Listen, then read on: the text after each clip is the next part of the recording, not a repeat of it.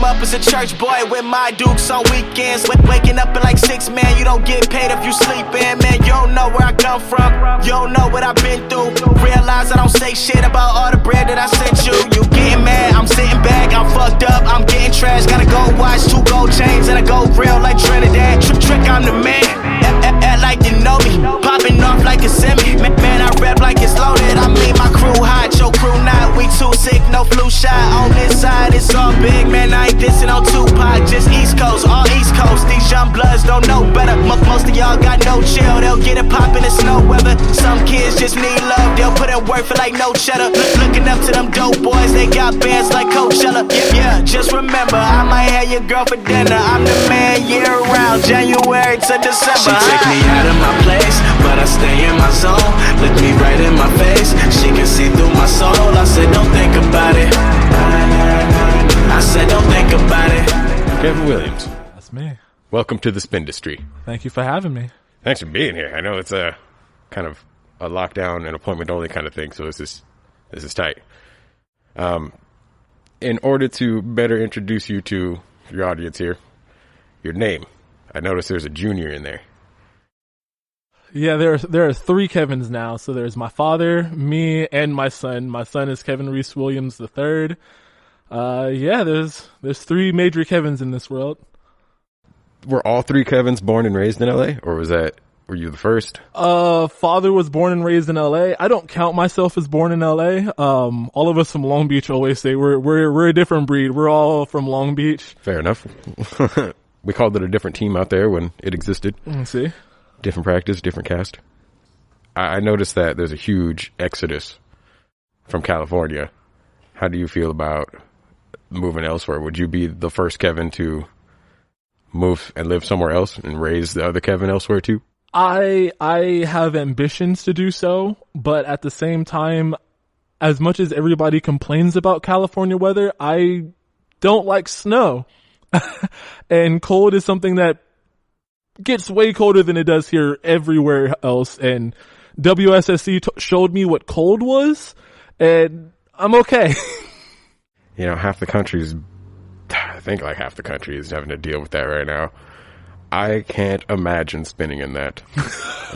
I give credit for spinners who can. I've seen some amazing work done in the snow, and I was scared. Makes me feel bad for calling off in the rain.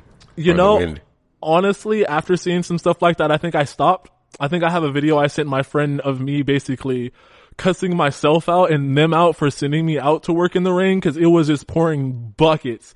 My pants were soaked to the mirror. I was soaked. My pants were soaked, and I just the rule was that we showed up, and an hour into my shift it stopped raining, and an hour after that I was dry again. And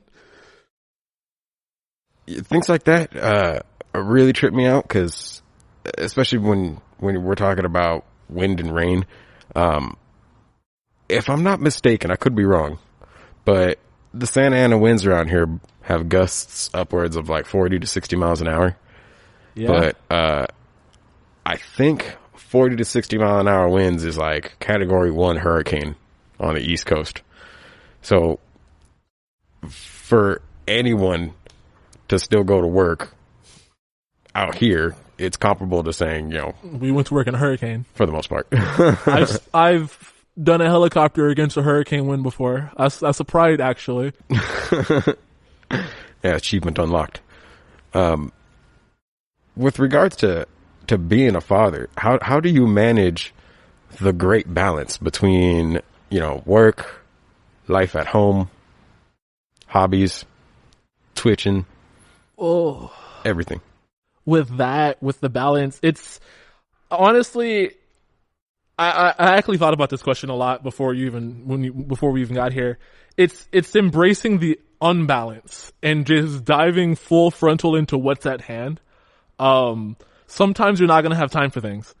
Sometimes I can't stream. I got to be there with my family. Sometimes I got to work. And it's that exactly. It's understanding that right now your mindset, your being got to be on what you're doing. When I'm in front of my camera on Twitch, I'm streaming, I'm here for the game. If I'm spinning, I'm here for the people. We're having a good time. If I'm going home, I'm sleeping, I'm getting some rest in, you know? And that's the best I can say on that, really. Damn. So that's what people mean by sacrifice. Yeah. I mean, the closest thing I have to fatherhood is a cat, but I don't think I really have to sacrifice too much beyond sleep. I mean, sometimes when you have to stop and you go get your cat real quick, it's exactly like that. The moment is just like, oh no, the cat. It's always been a fascinating idea to me to think that, the tiny human could express itself, but the cat cannot. You know what I mean? So that's... I think pet ownership is literally waiting for the time they talk to you. And that's kind of like having a child. It's like you have a baby, and then for the rest of their life, they're a child. They go from the cat phase to, well, now they're a person. It's such a wild concept to me that, I mean, of course they're children, but that child turns into a full-blown person. So do you see any of any of yourself in I guess other Kevin, little Kevin? Oh man, I do. The good and the bad. I see the motivation, the drive, the passion, for better or worse. He's a deep feeler. Yeah, he definitely gets that from his daddy. He dives deep into his emotions sometimes, and that could be for good or bad. If he's feeling really important about something, he gotta tell you now. He's got to, or else it's gonna hurt. And it's weird looking into a pre-aged mirror of yourself sometimes, Would you say he would fall on the dark side or the light side of the Force? Oof, his mother definitely puts him way into the light. Even with all of my negative, he still surprises me with how pure he is. Like, even when he's doing bad, it's sometimes like he'll run across the street, but why did he do it? To go get his mother a flower. Yeah. Like, it's like, it almost hurts to be mad at him sometimes. So it's a different angle, really, to actually handling it too. Yeah, I don't, like I said, I don't have any kids of my own, so these stories are fascinating. At what point did you know sign spinning was the avenue you wanted to take? And how did you find it? Or did it find you? Okay, so I'm gonna start off with how I found it. So my friend likes to bring this a lot. She's Leslie Cunningham. She likes to talk about it a lot. She found me the job. She came for the interview. She got handed the sign, was told to stand on the corner, was like, I'm gonna go home. And so she went home, and the first thing she did when she got off the train is she called me and she said, hey, I have this business card. I think it'll be a perfect fit for the job. And here I am 2 years later, a manager and still headed upwards. So, it kind of found me. It kind of just popped up one day. Wow. When it comes to how I figured out it was for me, I was working 2 jobs at the time. When I first started, I was working a warehouse job 5 days a week. Well, when I was working, it was 5 days a week. That's a long story. But I was making 15 there, and then at one point I started making 15 here. And then at one point, both of them made me tired, but I started telling myself, when I sign spun, at least I was tired and I was having fun. When I was at the other job, I dreaded going, I dreaded being, I dreaded leaving. I didn't enjoy myself. And AArrow is the only job I think I have ever been able just to listen to my music and just act a fool on a corner. Dude. Yeah, it's the only job I've ever been applauded for bringing music or headphones to work. Everybody else gets mad about that for some reason. You would think moving boxes is so much more pleasant with a nice, cool beat. No. Nah. Somehow they're afraid you're going to get hit by a forklift. I'm like, I don't want to get hit by a forklift, so I don't think Rihanna is going to say to the left that I'm going to let the forklift hit me on my left. I don't think so. Sorry. Those two things seem to be common themes where sometimes people just stumble upon AArrow. Somebody else once told me that the only reason why they even called was because their roommate had applied here and got my card. And the card was sitting on the coffee table when he came home, and he was like, yo, I need a job. And so that's, yeah. It was an available avenue and just took it, yeah. Falling into someone's lap. That's wild. Were there any characteristics that you have that you think assisted your transition into the world of sign spinning? Yes, actually. When I first started sign spinning, years before in high school, I was in ROTC for 4 years. And a lot of my trick variations all come from my rifle spinning years. I only spent like a year and a half spinning rifles, but when I was at Poly ROTC, I was, dabbling in that. So, a few of my tricks do stem from rifle movements. A lot of my anime and video game heroes I try and emulate while sign spinning as well. So that's also fun. And then dance is always fun. I always jig a little bit while I spin. So that reminds me, that's one of the things I wanted to, get specific on. Did any of, I noticed you said Kevin has a lot of that passion in there in his genes now. And I was wondering if that had anything to do with how deep you ended up with sign spinning. Probably. My work ethic is pretty much, if I'm gonna be doing something, if I'm here, that's what I'm doing, so, they just kept asking me to do certain things, and I guess because I was always like, yeah, sure. Asked me to start going to OC for random shifts. I was like, that's an interesting trip. Yeah, sure, dog, I'm down. I've been to OC more times than I can count. Inland Empire. Like, I've done some on the bus travel hours from AArrow. So, I mean, and then I got invited to WSSC. So, I mean, if I didn't just say yeah to all the opportunities, I wouldn't have been where I am now. Damn. Yeah, saying yes to a lot of things, or at least I found, makes you a lot more money here too. yeah. If somebody says, hey, I got a shift for you, saying yes gets you work. And if you can fill shifts reliably, that's more work, because I can always trust you're going to show up. No doubt. Going to the competition, that was how could I put it? That gave me the most massive change in perspective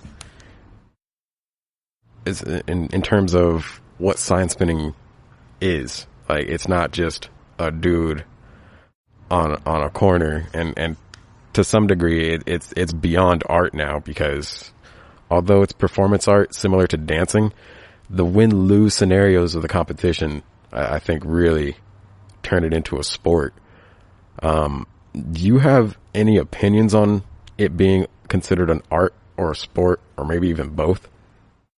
I would say it is the same. It falls into the same category as gaming. Same category as some people might even think hacky sacking. You can see something simple, or even cup stacking. I know you remember when cup stacking was a huge thing a couple of years ago. Yeah. But it takes a lot for somebody to take something small and to turn that into a lifestyle.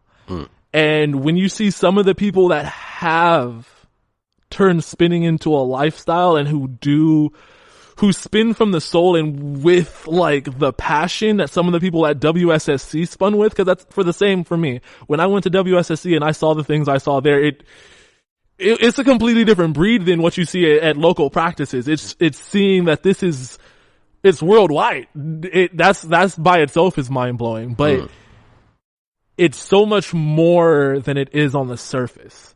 It's a lot more blood, sweat, and tears, because I have busted a lip or three on the corner myself. It is what you put in, just like gaming. If you want to just play COD with your friends, you could just play COD with your friends, meet up every Saturday. But if you want to, take your friends, make an esports team, get paid, move into a mansion together with the dedication, you can. Yeah. I've seen houses like that where it's, a couple of committed spinners that are doing the same thing. It just, see, that's wild. And I see it's the same exact thing, and I love it.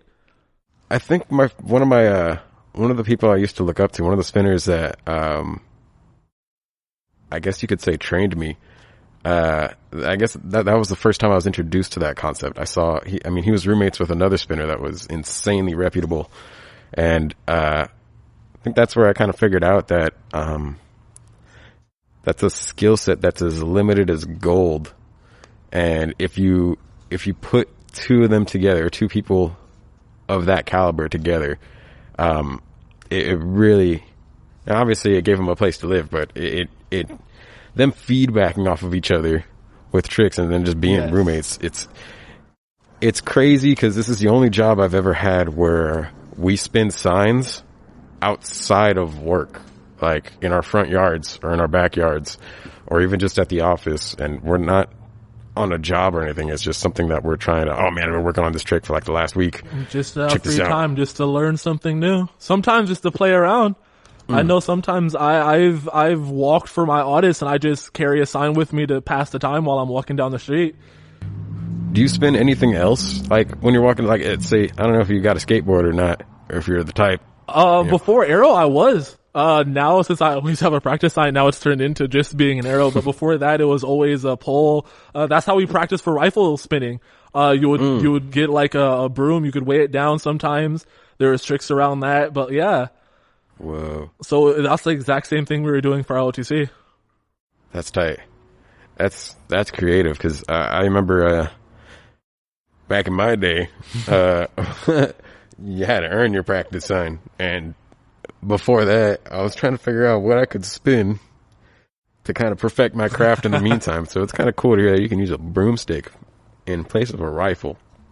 I'm sure somebody out there has gotten creative. With regards to gaming, what was your first game? Where did the passion come from? And how did you go all in? I guess you could say, like, how did you get to platforming on Twitch? Oh, well, I say the journey was more like an evolution. I leveled up, as they say. It was definitely different phases. Before I was only allowed to play on my family's Nintendo. My family was already gamers when I was born. They just doubled down because they had a kid and they was like, ooh, he can do this too. Go. That's what I'm talking about. All right. So I already inherited some games, so they had to get them all back because they're like me in that way. So they owned their games. I had to buy my own, but I already had a stash of games that I could play. So after I got off the Nintendo, I got older, I could play the PlayStation. I ran into games like Final Fantasy VII. When I saw Cloud and the Buster Sword, I was like, hold on. Pivotal. Absolutely pivotal. This is cool. And then I started diving into that. And then once I figured out number 7, that means that I have 6 other games to play, and then I got stuck. And then I started doing that for all the other games I played as a child.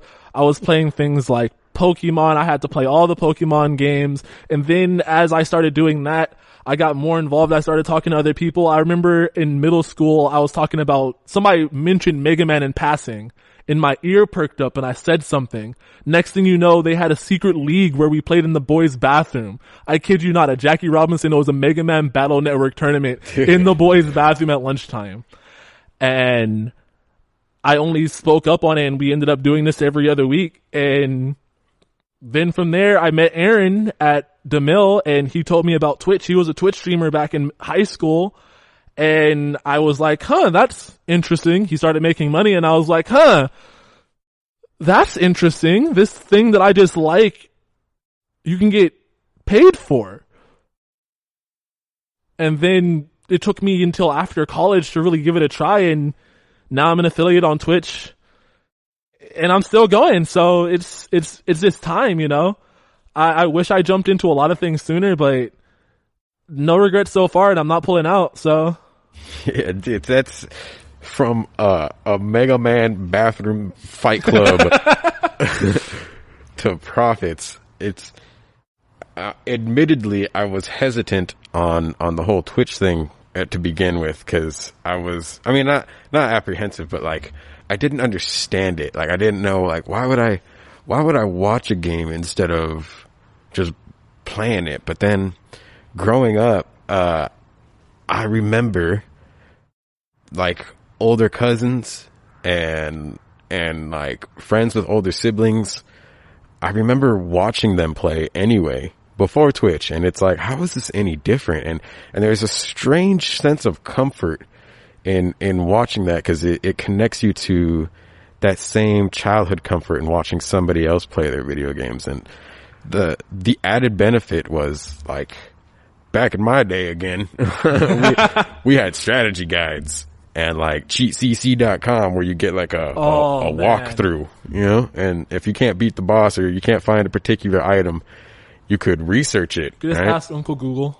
Now, yeah, you got that, but even better, like with Twitch streaming, you can see how somebody else approaches it rather than trying to read it. It's like, well, what does he mean by, you know, slash to the right or whatever? And so, having somebody do it in front of you, stream it, that's like, bro, I'm starting to see that like a service to the community now. You know what I mean? It's not only showing that, but like with sign spinning too, it shows different ways of tackling the exact same problem. Man, problem because solving. then you got into challenge modes. Like before streaming, I didn't know that there was a hard way to play Pokemon. What? There's a hard mode for Pokemon called Pokemon Nuzlocke. I mean, I've seen speed modes, not speed modes, but you know, like speed runs. Oh, speed runs in and of themselves are a whole different community where they find glitches and hacks. Mario speed runs that can go from, you ever imagine beating an entire game in under 30 minutes? An entire game from start to finish in 30 minutes. I've never like imagined it outside of YouTube, but yeah, it was never something that crossed my mind like as a possibility. And they find ways to go past certain barriers in some of them. And it's just knowing something down to like the most minuscule details and pixels sometimes even.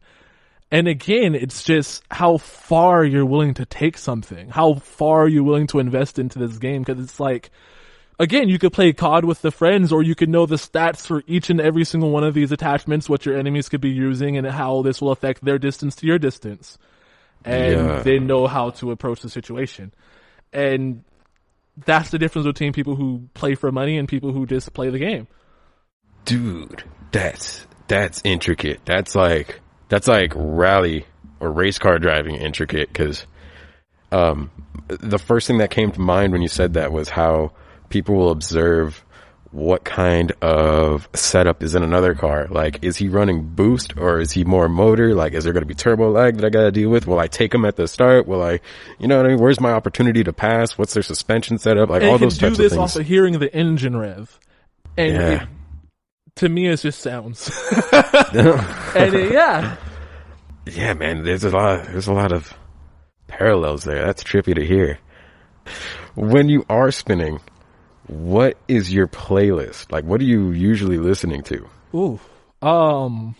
What gets you Super Saiyan?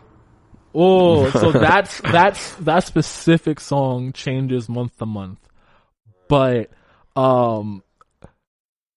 it's everything in between the world of EDM and like lyricists and rap artists, specifically like heavy bass beats, anything.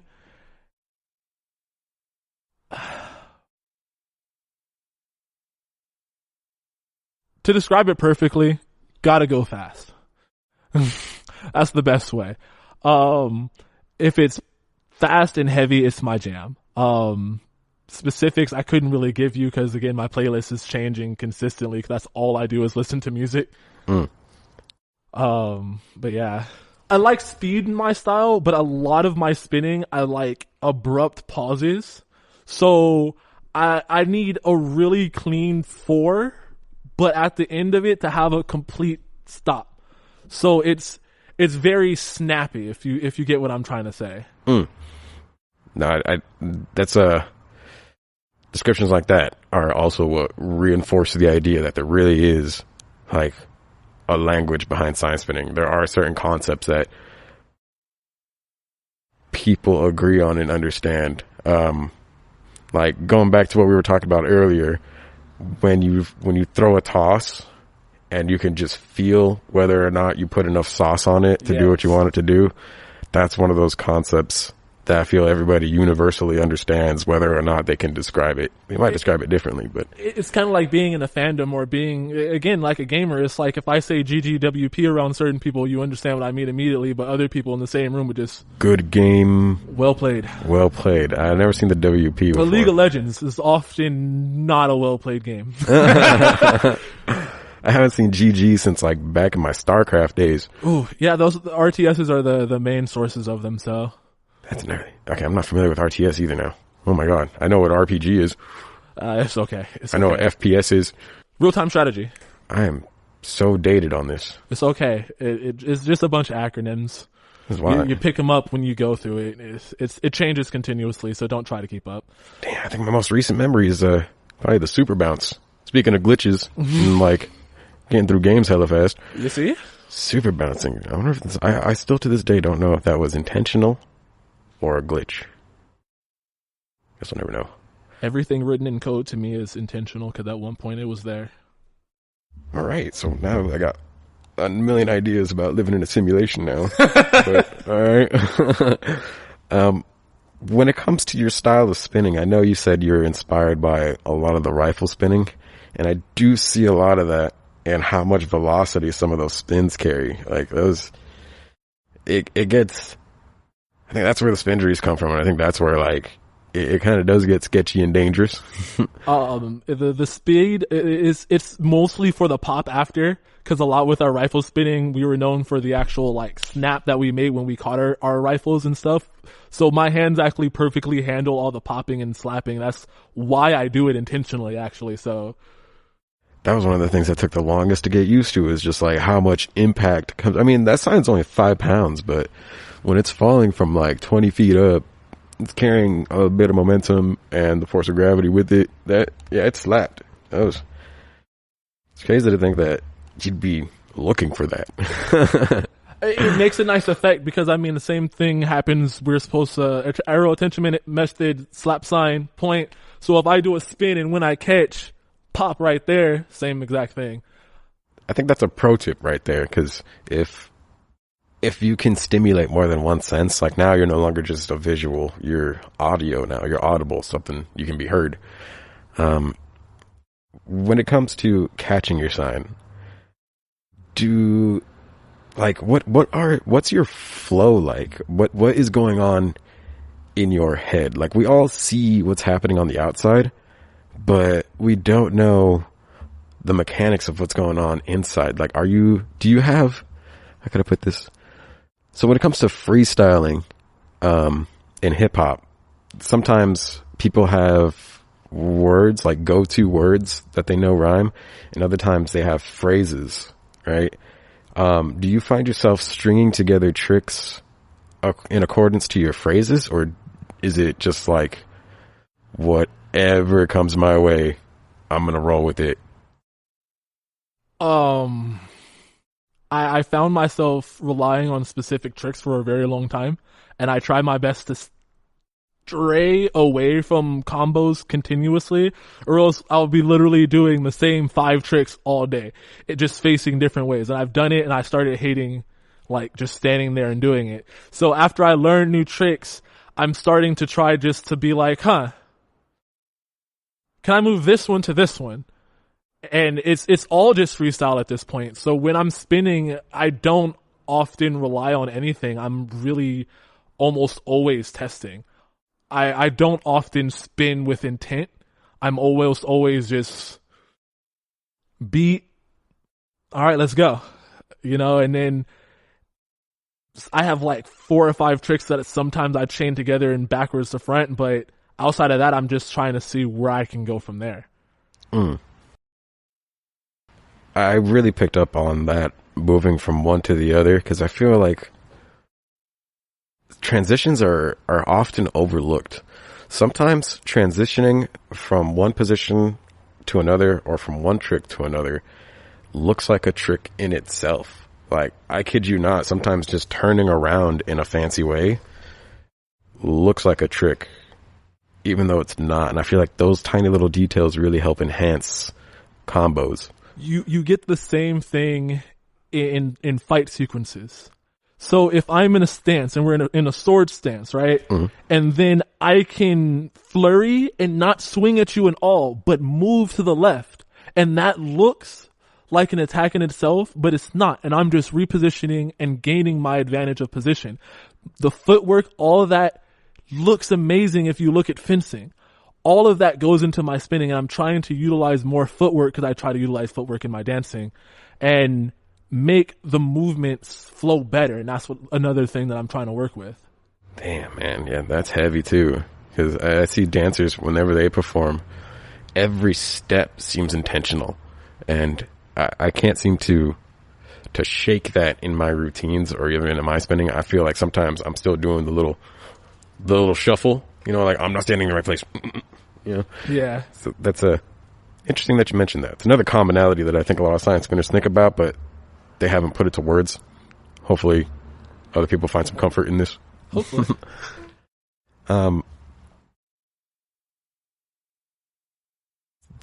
The nature of the competition this year was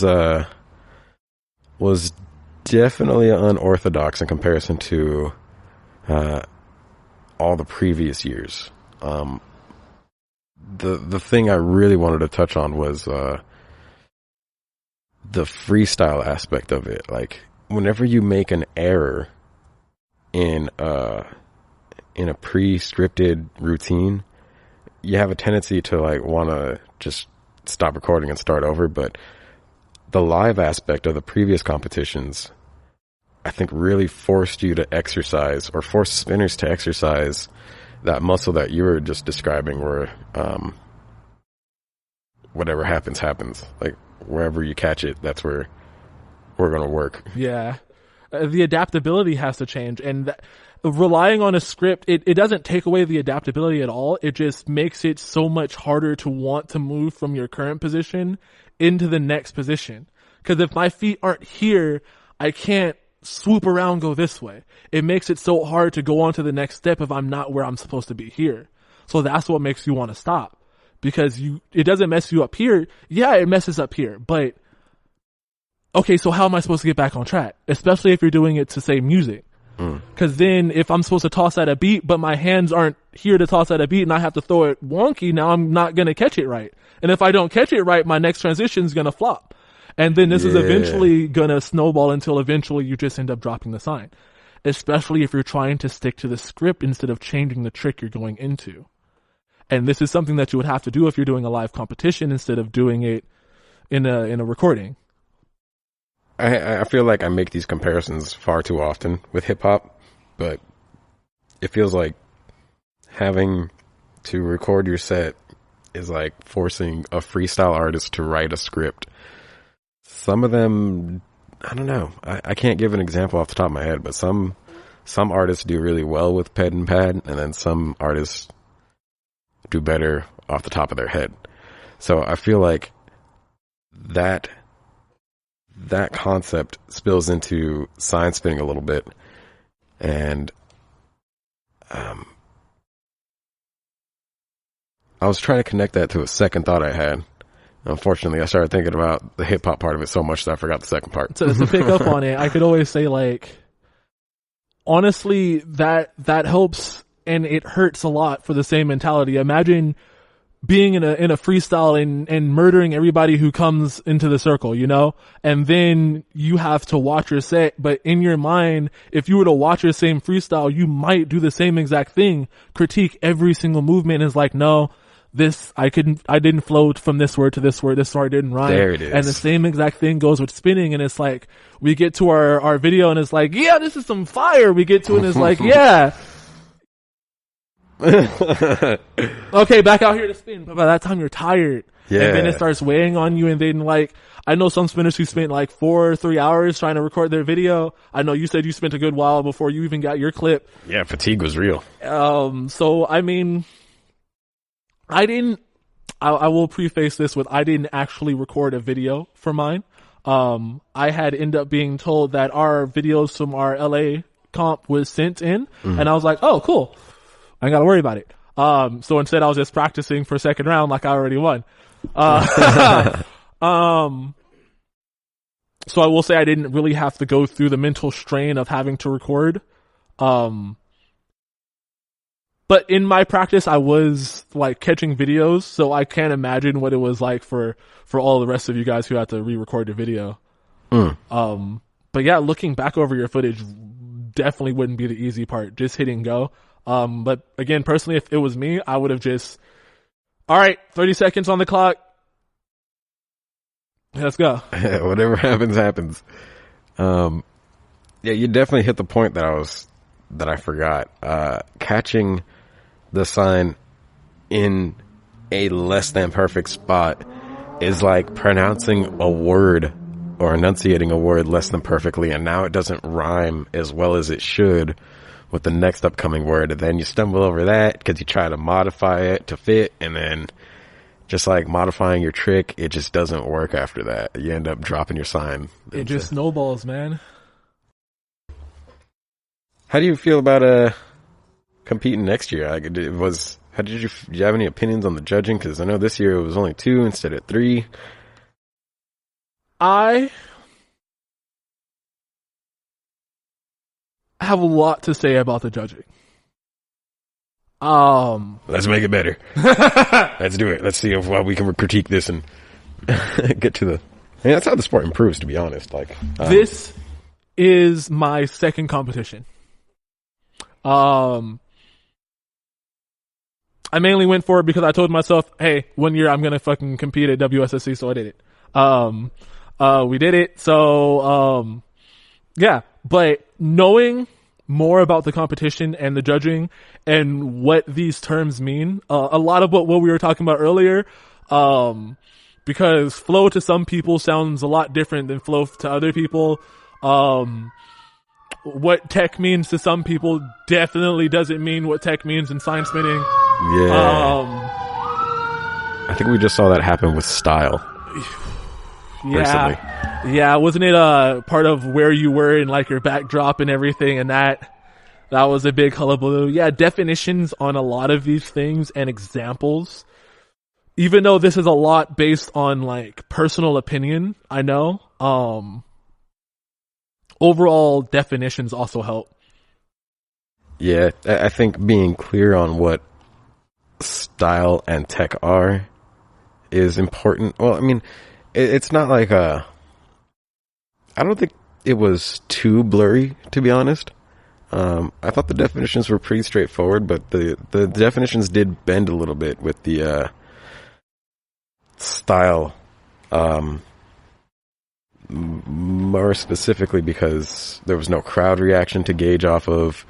I don't think especially if you're really, really new to the competition, I'm afraid that style might be misinterpreted as like, I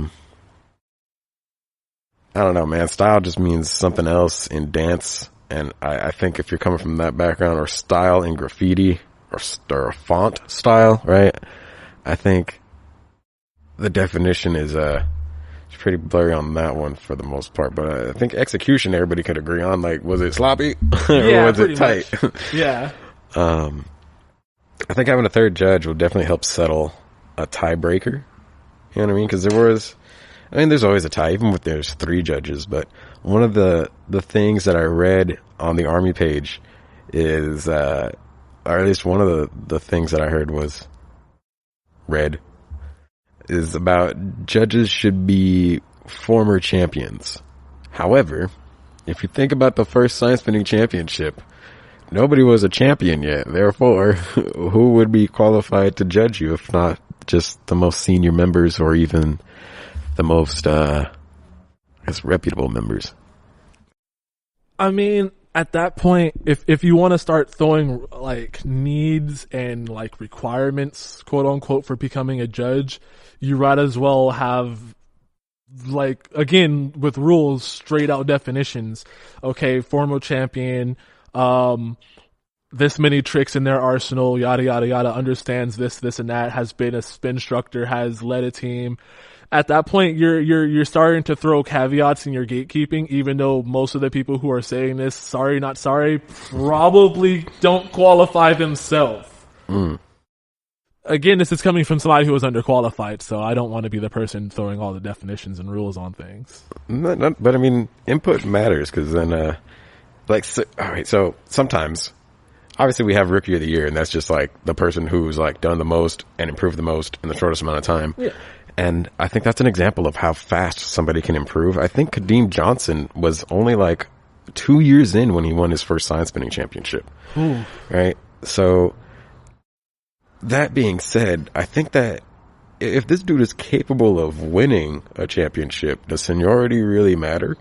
Because that means he just beat out his seniors. You know what I mean? I mean, but then would you say that he's qualified because then he's only 2 years in either? So no, you're right. How much sign spinning has he seen? How much sign spinning has he seen? How much? Because if you don't see enough, you might not be able to judge if that trick was clean or not. No, you're right. I remember having this conversation yesterday with Chris, where we talked about the amount of time being an auditor helps you. Like training spinners. Let's look at the basic spin, for example.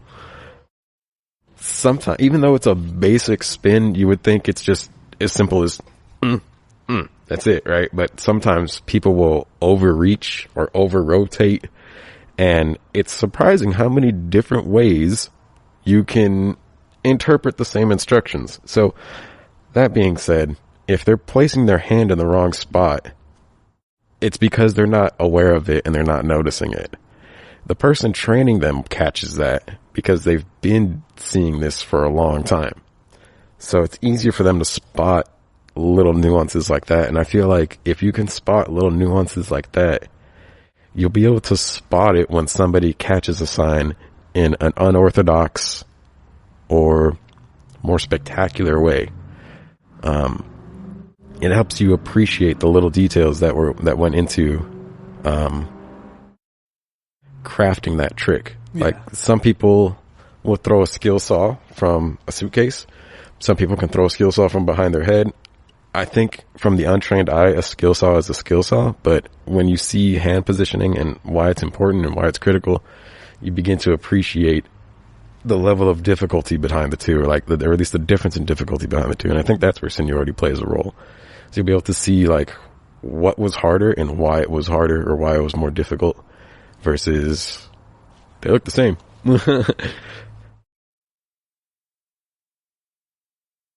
I got two opinions on that, actually. I'm divided on that because on one hand, right, I'm gonna play devil's advocate real quick. On the other hand, I say that we really need that person as a judge, actually, because having somebody with less an idea of the technical aspect and more just raw wow factor would showcase more of the wow factor. Because then you would have judges taking away from, oh, that looked cool, to, well, it looked cool, but his hand was over here. You know? And as much as I do value that, right, part of it's performance, you know? And again, style can change. And I'm not saying that, like, again, the skill saw can come out from two different places, but what if somebody starts doing it from another place and it just looks like a mistake? You know, my biggest way of miscatching a helicopter pop-off turned into a trick. And I can show you after this. And I love it, because instead of freaking out, now I just bring it in front of me and it turns into a body tie. And I love it. And it came from a mistake. You know, these self-same mistakes turn into tricks. I believe somebody even told me this as a I think it was Max himself who told me, turn your miscatches into your own thing, something like that. Oh my God, it's blowing my mind right now, but that's an entire thing in and of itself. So part of me says we do need the person with the untrained eye as like a raw wow factor judge. But then again, going back into like the technical aspects, then yeah, I would completely have to disqualify 2-year Kadeem into being a judge, because he wouldn't have the audit experience. He wouldn't have been able to see enough tricks, even if he's competed. You know, you've seen a lot of tricks at World Sign Spinning competition, but that was just today. You don't understand how any of these work. You know, at that point, I would say we would literally need basically almost a test. Almost. Oh wow, yo, that's like but that would have us bringing back practice and having the Trictionary be more of like a checkoff list than anything else. Well, that's a solid qualifier, though. You know, that reminds me of I don't know how this reminds me of it, but that somehow made the strongman competitions pop into my head. And at the beginning of before the competition even starts, they're out there with all the dudes and the judges are formally explaining what they want to see, what counts as a locked out lift, what counts as an incomplete lift, what's cheating and what's not cheating. If you're isolating just your shoulders for the press, or if you're using your knees, I think that kind of breakdown could have a place in future science spinning championships, where all the spinners are out front. We go over every definition. We go over the 3 major categories that we're being judged against. Pretty sure boxing still does something like that right before the fighters fight. Yeah, they do. They outline the rules for them. I think outlining the rules like that will also help people. I've always found that trying to win the competition, or at least place really high, is really about like exploiting the point system more than just trying to be like as cool as possible. I mean, how else do you get the most points? Yeah, right. I try to make a conscious effort to showcase every side of science spinning, like a toss, a spin, an invert of some sort, a high risk maneuver, and then, you know, just something that covers all the bases. And I think that's the easiest way to get your points high enough to win, instead of just like, I know this looks cool. So introducing people to that point system, I think, might produce, I don't know, I guess that's a good experiment. I don't know if that'll produce crazier routines, or if the freestyle aspect of everything is what's producing these crazy routines. It's a weird balance, I would say, because again, that goes into how we're doing the competition. Because if we're still recording, the routines will start specifically isolating more so, and you'll be able to see it in the routine. However, the freestyle will be like a turn-based RPG. Every turn, every trick they do, every transition will be a list of moves they know, and what fulfills what. Click, move on to the next thing that branches on. And you can move to what fills what slot. So if you needed to go from like a helicopter pop off to catching that with transitioning out of that with a scissor takedown, right? And then after that, kicking it up and then catching that behind your back, that would take out 3 of your things. And then you would know to spin out of being behind your back. If you're recording this, you're going to know this before you do it. However, if you don't record and you're doing it based off, like, if I'm doing it, I can do that same exact thing 3 completely different ways. And that alone is a little bit cooler if I were to have to do that not film than film, because again, the adaptivity. And I like that part, coming up with things. That looks cooler to me. I don't know. I guess it's I feel like it's the same type of pressure that maybe a musician might feel when, you know, their lead singer looks back and he's like, guitar, solo. And then he's got to like pull something out the air real quick. See, as a musician myself and as somebody who's been there. No way. Literally, that spot is a lot easier than it sounds when you're already on stage. Huh. Because again, with the recording thing, again, getting on stage isn't the hard part. Hitting the send button is. You have to review it before you do it. Because my last year in jazz band, full fun. That's where my solos actually took off. Because solos in classical band was like playing a solo in rock band. You hit these 37 notes at this time. In jazz band is, well, here's what it's supposed to sound like. We're going to support you in the back. Yeah. Do you, dog? Do anything? For sure. But you can do anything so long as you go with the beat and the flow. And really, honestly, you don't even really have to do that. It's full freedom. It's just expression. And that was all it was in jazz band. And that's why I liked the solo aspect. I'm sorry to have to stop you on that one, but no, that was perfect. Music is another thing that a lot of spinners seem to have at least dabbled in, if not have like a full-fledged album recorded in some way, shape, or form. That's wild to hear, but also not all that surprising. I mean, it's surprising just because I didn't know, but it's not surprising just because a lot of people with musical backgrounds seem to transition pretty seamlessly into sign spinning. It's kind of it's like a dance. It's like sword fighting is a dance. It's a form of dance, really. That's the way I look at it. Physical expression. Yeah. That's nuts. It's the same way ribbon dancing is dancing. Yeah. If I'm not mistaken, I mean, figure skating in a lot of ways is dancing too, but on ice. And, because I mean, obviously I don't expect anybody to get on their hands and start breakdancing on ice, but I mean, at the same time, if they did, it would be something wild that would throw everybody off. If somebody just, skidded to a stop, did a head spin real quick and ended back on their skates and skated away, And, that's the kind of thing that happens in sign spinning, though. Do you think it'd be like soccer, though, where if you use anything but your feet, you're like disqualified? So if you get on your hands or go on your head, it's like, yo, you can't do that, dog. I guess it'll depend on how they do it in ice skating, but I guess there are some rules I just don't know with that one. Yeah, neither do I, but man. All right, so the one big topic I wanted to get some insight on was the perspectives from a newly minted GM.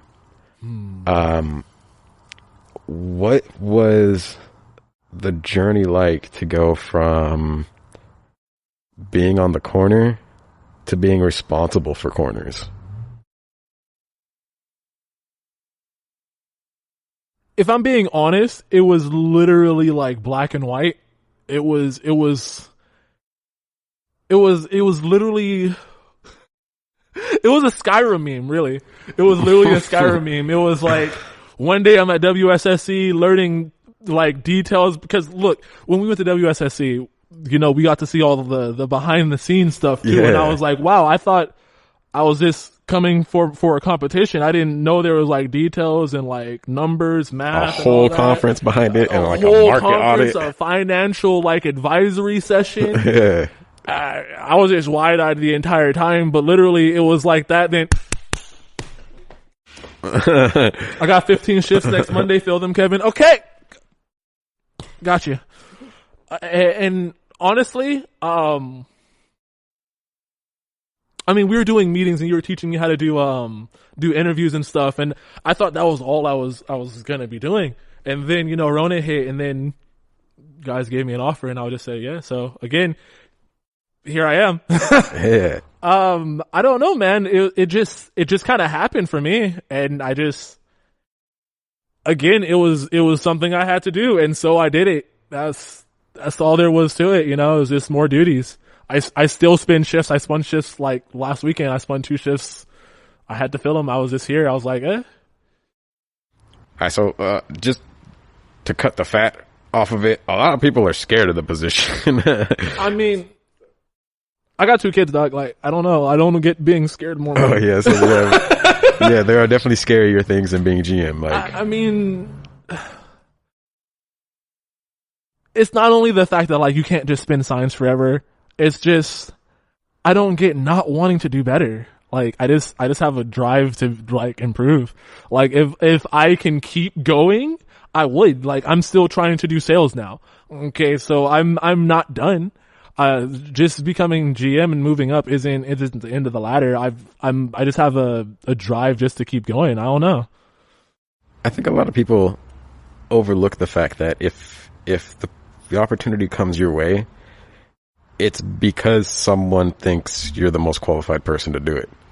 Additionally, I don't think anybody's more qualified to do it than the person who's in the field doing the job, because then you understand the people that you're trying to schedule.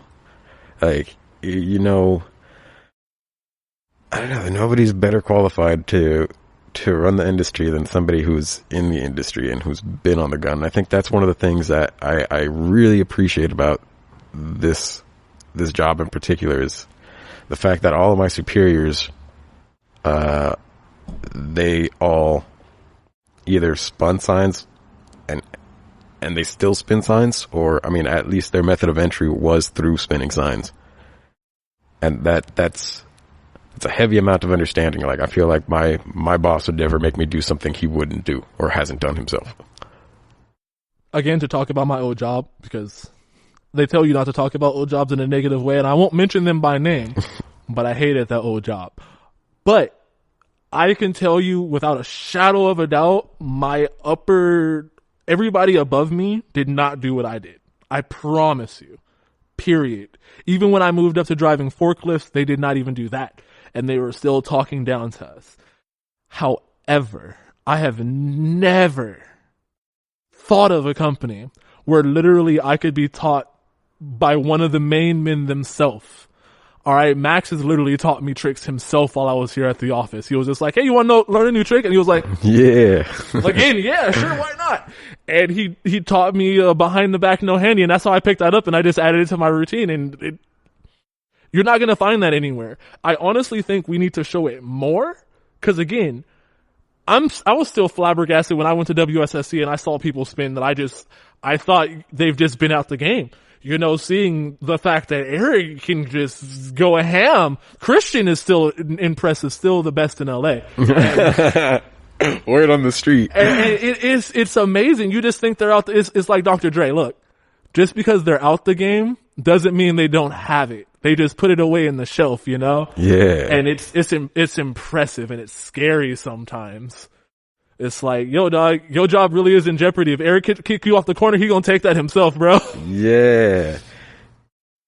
It wasn't even the World Science Spinning Championship, right? It was honestly like a local competition that impressed the hell out of me, because I think it was like 2009. It was probably like sometime in Q1. It might have been somewhere in March. Oof. And there was my local team in LA, or, you know, this was way before LA was LA.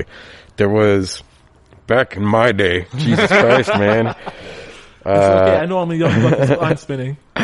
We were two teams out here in Los Angeles. There was the Hollywood team and then the North LA team, which was everybody that was on the north side of the 134. Pretty much the mountains that divide Santa Monica and the Valley. That was the border that divided LA and Hollywood. Okay. So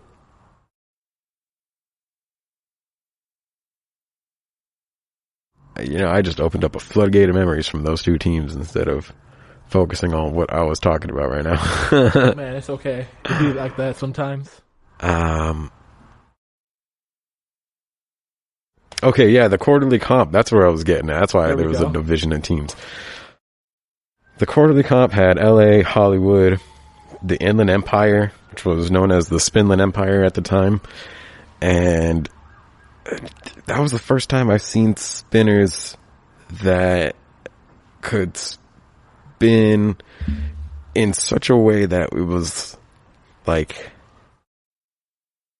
I was speechless. As speechless as I am right now. Like, I can't find the words for it, but I was just blown away by how well and how creative these people were. The tricks were more than just simple spins and flips. It was the first time I was introduced to some really abstract lines and some really like intricate combinations of spins and flips, and the way that these dudes were catching it with little to no effort showed me that not only did they practice it a lot, but there really was just like this, feel uncomfortable saying it just because it sounds so crazy, but it really is crazy, like how far beyond they are from just like somebody that you would hire off of Craigslist or something. The amount of hours they must have put into it was blowing my mind. I was like 3 months in, you know what I mean? I thought like I put in a lot of time already, and it's like for them to be schooling me like this is like, how much dude. See, this is exactly how I felt at WSSC when, like, I knew, right? I knew I was underqualified to actually compete, right? I'm about a year in at this point when I first showed up, and I get to see everybody who ends up winning the championship practice, and I'm just like, oh yeah, that's not even like they're around. They're just like warming up. what is this? How did he even? And it showed me that it, again, just like gaming, it is a lot more than they wake up and they go to work. It really is. These people practice. These people train. There's a lot more than just, I'm gonna toss it. Yeah. Hope for the best. There was intention behind that.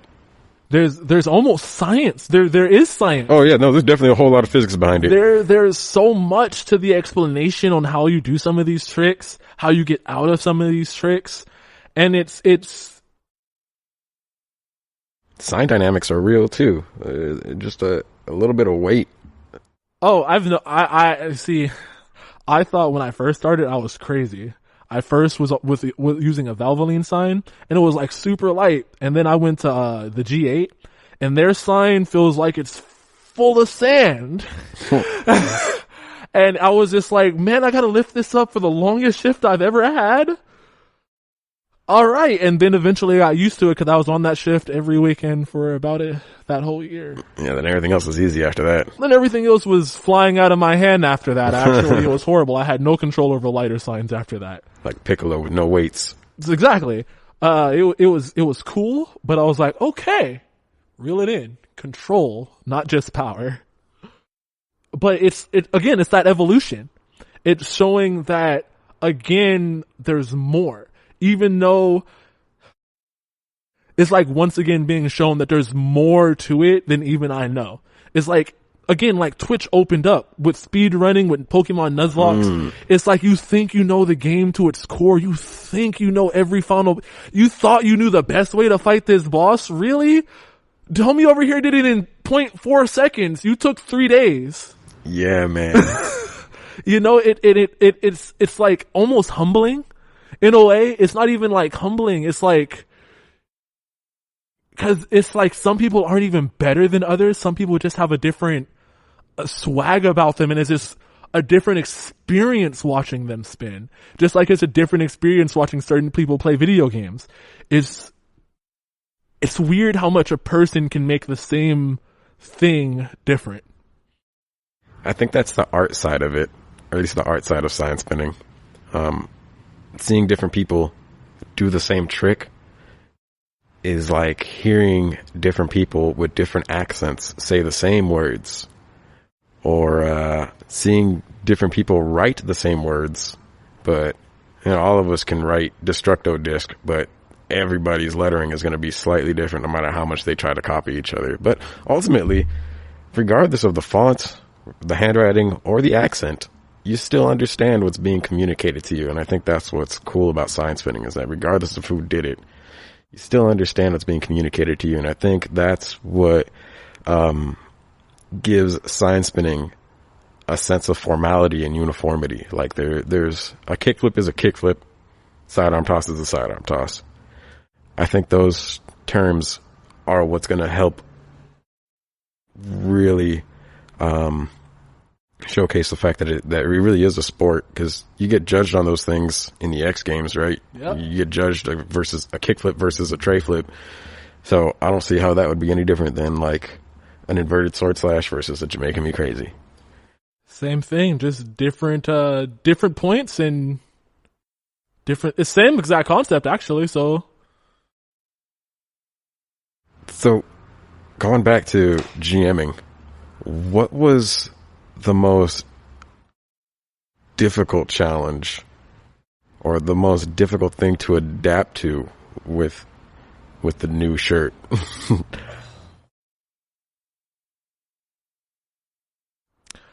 I'm trying to find the nicest way to say this.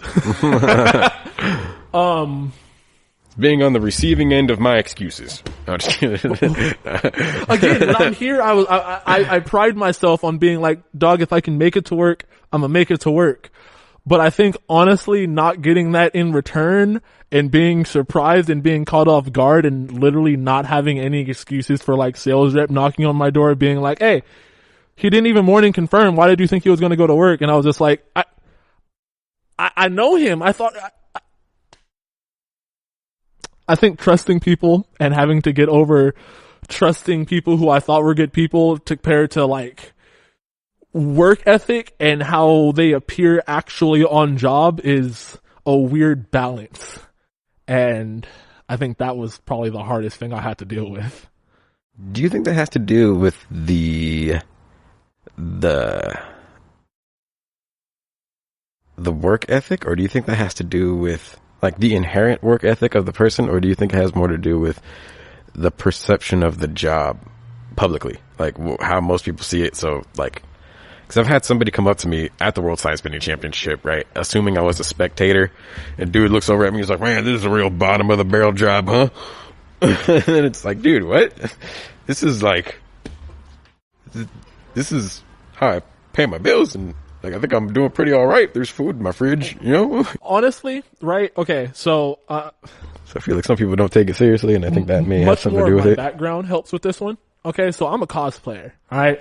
I haven't had a car at all, right? So when I go to these conventions and everything, I'm normally taking public transportation, right? So I'm on the train by my lonely, right? With a giant sword, my chest all out in a Japanese military outfit.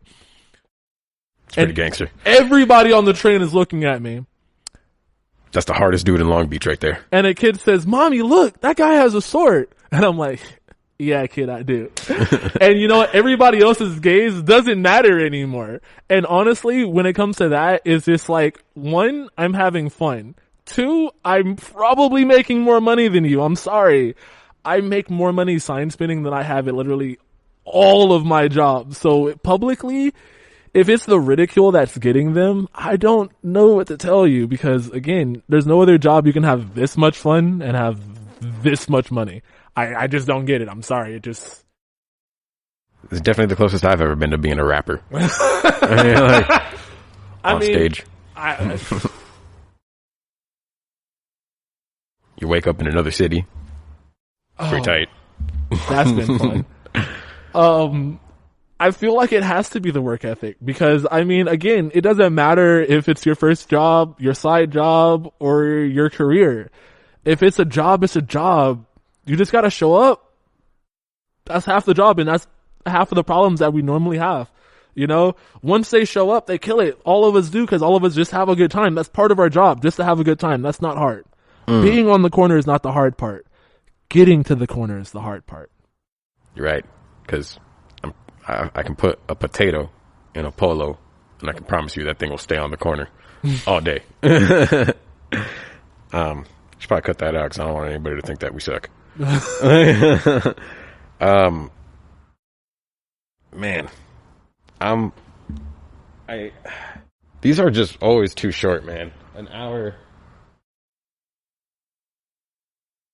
I also need to get like my own Jamie to do this or something, but an hour goes by so quick, and we barely dived into the range of topics that we were going to cover. But I guess this is a good way to set up a sequel. I'm okay with that. There's only like a handful of spinners.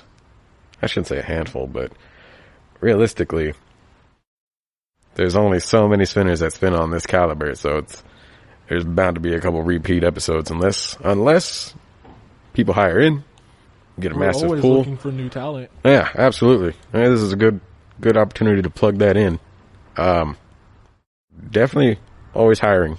The goal is to have more spinners than billboards, obviously, because in this economy, having a person employed is far nicer than having a pole or a billboard employed. Anything you want to close with? Maybe plug your Twitch real quick. Oh man, yeah. I mean, I wasn't gonna. I was gonna do the humble thing, but if you want to give your boy a follow, my tag is always OG Dark Sora on everything: Facebook, Twitter, Instagram, including Twitch. So yeah, give me a follow over there. Playing everything between RPGs, roguelikes, beat 'em ups.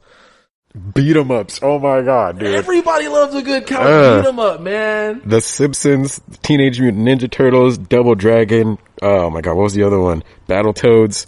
Those are like my favorite beat 'em ups I of heard all time. Battletoads came back. I heard it wasn't great, meaning I gotta play it.